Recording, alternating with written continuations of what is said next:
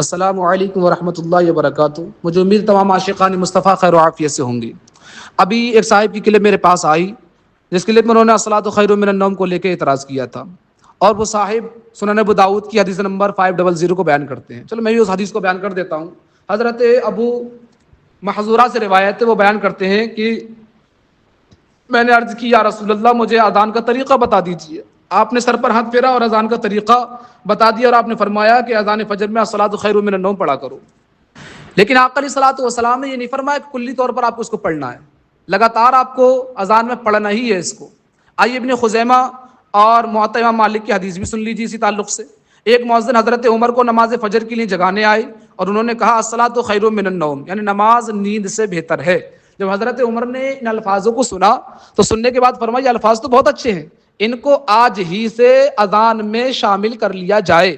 تو یہ الفاظ کہ آج ہی سے ان الفاظ کو اذان میں شامل کر لیا جائے، یہ دال ہیں اس بات پر کہ اس سے پہلے صحابہ کرام اس عمل کو مسلسل نہیں کرتے تھے، بلکہ یہ کلی طور پر جو شامل کیے گئے ہیں یہ حضرت عمر کے حکم سے حضرت عمر کے زمانے میں شامل کیے گئے ہیں۔ اب آپ کا دوسرا اعتراض کہ حضرت عمر نے عورتوں کو مسجد جانے سے کہاں روکا؟ ہم نے آپ کے پاس مکمل تحریر بھیج دی، اگر پڑھ لیتے تو دوبارہ اعتراض نہ کرتے یہ۔ چلو آپ نے اعتراض کر لیا تو سن بھی لیجیے، پہلے سن لیجیے کہ آقا علیہ الصلوۃ والسلام نے کیا فرمایا ہے۔ میرے آقا علیہ الصلوۃ والسلام نے فرمایا کہ عورتوں کو مسجد میں جانے سے نہ روکو، لیکن آگے فرماتے ہیں کہ عورتوں کے لیے بہترین جگہ اس کا گھر ہے، اس سے بھی بہترین جگہ اس کے گھر کی کوٹھری ہے۔ تو جو بہترین جگہ ہے اس پر ہم عمل کر رہے ہیں، اور جس پر کچھ وقت کے لیے عمل کرنے کا حکم دیا تھا اس پر تم نے عمل شروع کر دیا۔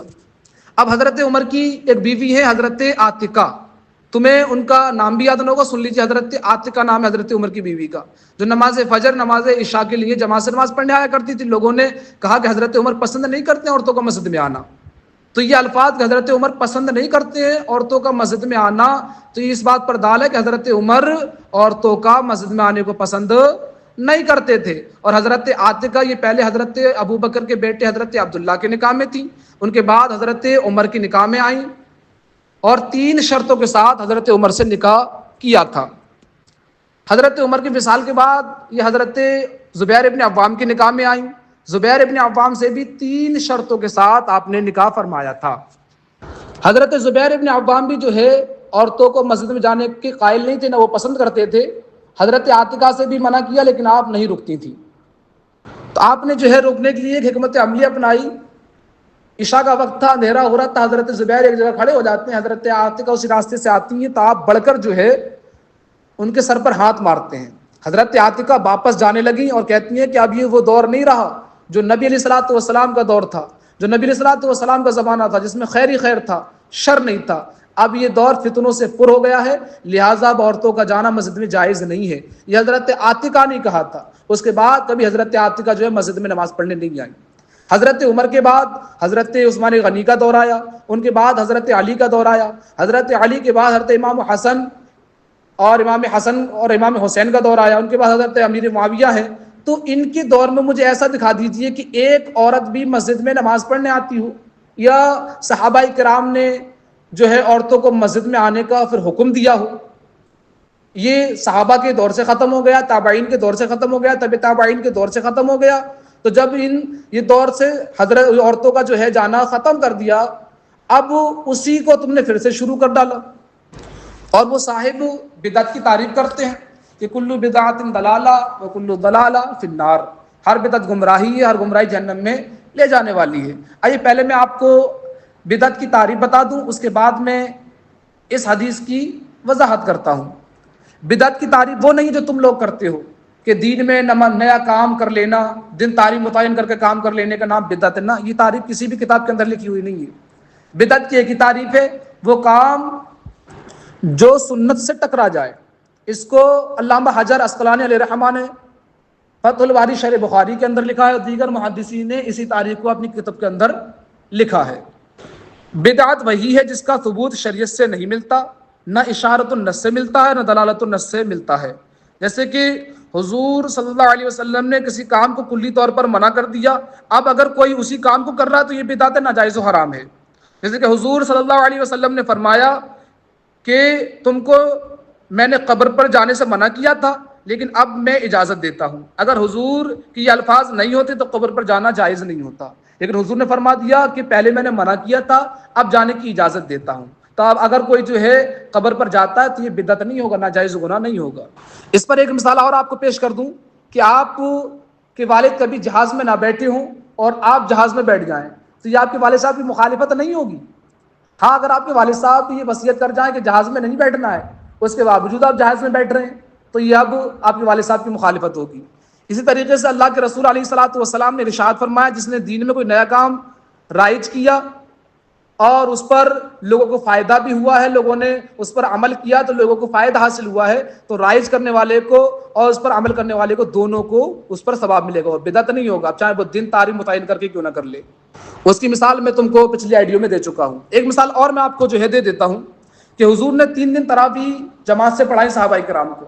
چوتھے دن آپ علیہ الصلوۃ والسلام نے تراویح نہیں پڑھائی, آپ نے حجرے سے نہیں نکلے تھے. اس کی وجلت بھی آپ نے بیان کر دی اور کہا کہ تم اس نماز کو کہیں فرض شمار نہ کرنے لگو. اس کے بعد آپ علیہ الصلوۃ والسلام نے کبھی بھی جو ہے تراویح کی جماعت نہیں کروائی تھی. صحابہ کرام تنہا ہی تراویح پڑھتے تھے. آپ علیہ الصلوۃ والسلام کی وصال ظاہری کے بعد حضرت ابو بکر کے زمانے میں بھی جو ہے صحابہ کرام تنہا تراویح پڑھتے تھے. یہ حضرت عمر نے ایک قاری کے پیچھے لوگوں کو جمع کیا اور 20 رکعت نماز تراویح پڑھوائی. حضرت ابو بکر نے اس وقت کہا تھا کہ آقا علیہ الصلوۃ والسلام نے ایسا نہیں کیا, یہ تو بدعت ہے. تو حضرت عمر نے کہا بدعت تو ہے, لیکن نعم البدعۃ ہذہ, یہ الفاظ موجود ہے حدیث میں, یہ کتنی اچھی بدعت ہے. اب تم کہتے ہو کل بدعۃ ضلالہ وکل ضلالہ فی النار, ہر بدعت گمراہی ہے اور ہر گمراہی جہنم میں لے جانے والی ہے. تو بتاؤ حضرت عمر پر تم کیا حکم لگاؤ گے, بدعتی ہونے کا یا جہنمی ہونے کا؟ اور اگر حدیث کو الفاظ اور ترجمے سے ہی تم سمجھ سکتے ہو تو مجھے بتاؤ, صحیح بخاری کی حدیث ہے, آقا علیہ الصلوۃ والسلام نے ارشاد فرمایا کہ جس نے جان بوجھ کے وقت کی نماز چھوڑ دی اس نے کفر کیا. اب آپ کو نہ محدثین کی طرف جانا ہے نہ کسی امام کی طرف جانا ہے, صرف تم کو اپنے ہی ذہن و فکر سے الفاظ اور ترجمے سے حدیث کو سمجھنا ہے. بتاؤ کیا حکم لگاؤ گے جس نے جان بوجھ کے نماز چھوڑ دی؟ جان بوجھ کے آپ نے بھی نماز چھوڑی ہوگی اور اہل حدیث کے بہت سارے عالموں نے بھی نماز چھوڑی ہوگی, تو مجھے بتاؤ آپ ان پر کفر کا حکم لگاؤ گے؟ تو میرے پیارے, حدیث کو جو ہے الفاظ اور جو ہے ترجمے سے نہیں سمجھ سکتے. حدیث کو سمجھنے کے لیے محدثین کی کتابیں اٹھانا پڑیں گی کہ محدثین نے اس حدیث کے بارے میں کیا کہا ہے, محدثین نے اس حدیث کی شرح کیا کی ہے. اب آپ نے کلو بدعت ضلالہ اور کلو ضلالۃ فی النار کے تحت آپ نے حکم لگا دیا کوئی بھی دین میں نیا طریقہ ہو وہ گمراہی ہے اور وہ گمراہی جہنم میں لے جانے والی. بتاؤ حضرت عمر پر کیا حکم لگاؤ گے؟ ذرا لکھ کر دے دیجئے مجھے. آگے چلیے. حضرت امام بخاری نے احادیث کو جمع کیا, جمع کرنے کے بعد ایک کتابی شکل دی. کسی صحابی نے حدیث کی کوئی کتاب نہیں لکھی, لیکن امام بخاری نے حدیث کی کتاب لکھی. تو حدیث تو سارے صحابہ کو یاد تھی, لیکن انہوں نے کتاب کیوں نہ لکھی؟ حضرت امام بخاری نے کتاب کیوں لکھی؟ تو امام بخاری کا یہ کتاب لکھنا ایک دین میں نیا طریقہ ہو گیا. جب دین میں نیا طریقہ ہو گیا تو کلو بدعت ضلالہ وکل ضلالہ فی النار, ہر بدعت گمراہی ہے, ہر گمراہی جہنم میں لے جانے والی ہے. تو بتاؤ حضرت امام بخاری پر کیا حکم لگاؤ گے, بدعتی ہونے کا, جہنمی ہونے کا؟ اور سنو, حضرت امام بخاری جب کوئی حدیث لکھتے تھے تو وضو کر کے 2 رکعت نماز نفل پڑھ کر کوئی حدیث لکھتے تھے. تو بتاؤ کسی صحابی نے حدیث سن کر 2 رکعت نماز نفل پڑھی, ثابت کر دو. تو امام بخاری نے تو یہ دین میں نیا کام نکال لیا, تو بدعت ہو گیا, کل بدعت ضلالہ وکل ضلالہ فی النار, ہر بدعت گمراہی ہے, ہر گمراہی جہنم میں لے جانے والی. بتاؤ امام بخاری پر کیا حکم لگاؤ گے؟ آگے چلیے. حضرت عثمان غنی نے قرآن کو مصحف کی شکل دی. آقا علیہ الصلوۃ والسلام کے دور میں, حضرت ابو بکر کے دور میں, حضرت عمر کے دور میں قرآن اوراق کی شکل میں تھا, پتھروں پر لکھا ہوا تھا, صحابہ کرام کے دلوں میں لکھا ہوا تھا. نہ آقا علیہ الصلوۃ والسلام نے قرآن کو جمع کرنے کا حکم دیا یا مصحف کی شکل اختیار کرنے کا حکم دیا, نہ حضرت ابو بکر نے دیا, نہ حضرت عمر نے دیا. یہ حضرت عثمان غنی نے جو ہے مصحف کی شکل دی اس کو, قرآن کو, اور جو آیت الگ کی, صورت الگ کی, اور جو آیت پہلے نازل ہوئی تھی جیسے اقرأ بسم ربک الذی والی, اس کو تیسرے پارے آخری پارے میں رکھ دیا. اور جو پہلے درمیان میں نازل ہوئی تھی ان کو پہلے, دوسرے, تیسرے, چوتھے پارے میں کر دیا. تو حضرت عثمان غنی نے یہ ایک نیا کام دین میں نکال لیا, اور جب نیا کام نکال لیا, نیا کام بدعت ہے, کل بدعت ضلالہ وکل ضلالہ فی النار, ہر بدعت گمراہی, ہر گمراہی جہنم میں لے جانے والی ہے. بتاؤ حضرت عثمان غنی پر کیا حکم لگاؤ گے, بدعتی ہونے کا یا جہنمی ہونے کا؟ نعوذ باللہ, کیا حکم لگاؤ, ذرا واضح کر دیجیے. تو میرے پیارے, حدیث کو سمجھنے کے لیے محدثین کی کتابیں اٹھانا پڑتی ہیں بیٹا. بغیر محدثین کی کتابیں اٹھائے آپ حدیث کو نہیں سمجھ سکتے، الفاظ اور ترجمے سے حدیث نہیں سمجھ سکتے آپ۔ امام نووی فرماتے ہیں، جو کہ شارح مسلم ہیں، وہ فرماتے ہیں کہ بدعت کی 5 قسمیں ہیں۔ ایک بدعت واجبہ، مستحبہ، حرام، مکروہ، مباح۔ یہ اتنے بڑے امام بدعت کی قسمیں بیان کر رہے ہیں، اور آپ کہہ رہے ہیں کہ ہر بدعت جو ہے گمراہی ہے، ہر بدعت گمراہی ہے، تو صحابہ کرام پر کیا حکم لگاؤ گے؟ محدثین کرام نے بہت سارے کام جو ہے دن تاریخ متعین کر کے کیے تھے، جو کہ صحابہ کرام اور نبی علیہ الصلوۃ والسلام کے دور میں نہیں ہوئے تھے۔ تو بتاؤ آپ کے محدثین پر بدعتی ہونے کا حکم لگاؤ گے؟ ذرا حکم صادر کر دیجئے۔ تو میرے پیارے، پڑھنے کے لیے عقل ہونا ضروری ہے، پڑھو بھی اور سمجھو بھی، اور خود حدیث کو نہ سمجھو، حدیث کو محدثین کی شرح سے سمجھو، محدثین کی کتاب سے سمجھو۔ اور بیٹا تم ابھی جو ہے عالم نہیں ہو، یہ حدیث کو سمجھنا عالم کا کام ہوتا ہے۔ آپ بس عالم سے رابطہ کریں کہ اس حدیث کا مطلب کیا ہے، خود نہ سمجھیں۔ آپ جو بھی کام کرتے ہیں، پنچر جوڑنے کا کام کرتے ہیں تو پنچر جوڑیں، یہ حدیثوں میں نہ پڑھیں۔ آپ کا کام حدیث کو سمجھنا نہیں ہے، حدیث کو سمجھنا اور سمجھانا کام جو عالم کا ہوتا ہے۔ ویسے تو میں اس بات کو بولنا نہیں چاہ رہا تھا، لیکن کیونکہ آپ لوگ جو ہے قرآن و حدیث کے نام پر لوگوں کو گمراہ کرتے ہوئے زیادہ نظر آ رہے ہیں، قرآن و حدیث کو توڑ مڑوڑ کر جو ہے پیش کرتے ہیں، نہ اس کا مطلب نہ معانی بیان کرتے ہیں، ڈائریکٹ قرآن کے الفاظ، حدیث کے الفاظ، نہ اس کی تشریح نہ شرح، کچھ بیان نہیں کرتے ہیں۔ تو جس طریقے سے آپ لوگوں کو گمراہ کر رہے ہیں، میں آپ کو اب پہلے تو چیلنج نہیں دیا تھا، میں پھر سے آپ کو چیلنج دے رہا ہوں، آپ کو میں مناظرے کا چیلنج دے رہا ہوں۔ آپ کو آپ کے جو عالم ہیں، جن کو میں نامزد کر دیتا ہوں مکہ مسجد کا امام بولتے ہیں، آپ ان عالم صاحب سے رابطہ کریں اور ان سے کہیں کہ وہ اگر عالم ہے تو وہ جانتے ہوں گے کہ مناظرہ عالموں کے درمیان ہوتا ہے، جبکہ وہ ہم پلہ ہوں۔ پہلے وہ اپنی علمی لیاقت ثابت کر دیں کہ وہ عالم ہے یا نہیں ہے، عالم ہے تو سند دکھا دیں۔ اگر عالم ہونا ثابت ہو جاتا ہے ان کا، تو دوسری شرط ان کی یہ رہے گی کہ وہ اپنے مکتبہ فکر، جہاں ان کے بڑے بڑے مرکز اہل حدیث کے، وہاں کسی بڑے ادارے سے جا کر، بڑے مرکز سے جا کر، کسی بڑے معتبر عالم جن کو تمام اہل حدیث مانتے ہوں، ان سے ایک لیٹر پیڈ پہ لکھوا کے لائیں، اور وہ عالم صاحب لکھ کر دیں گے کہ یہ ہمارے نمائندے بن کر فلاں سے مناظرہ کرنے جا رہے ہیں، لہذا ان کی شکست تمام اہل حدیث کی شکست ہوگی، ان کی جیت تمام اہل حدیث کی جیت ہوگی۔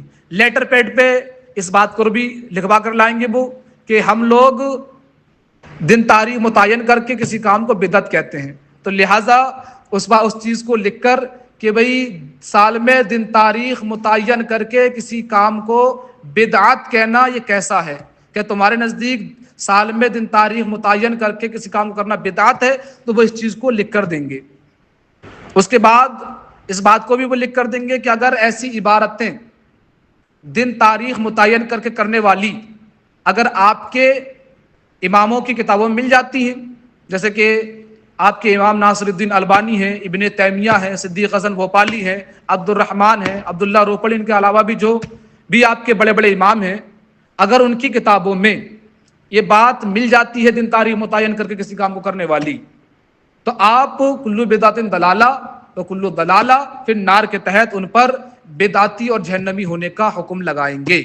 چند سوالات میں آپ سے اور کر لوں کہ آپ بولتے ہیں کہ ہر بدعت گمراہی ہے، ہر گمراہی جہنم میں لے جانے والی ہے۔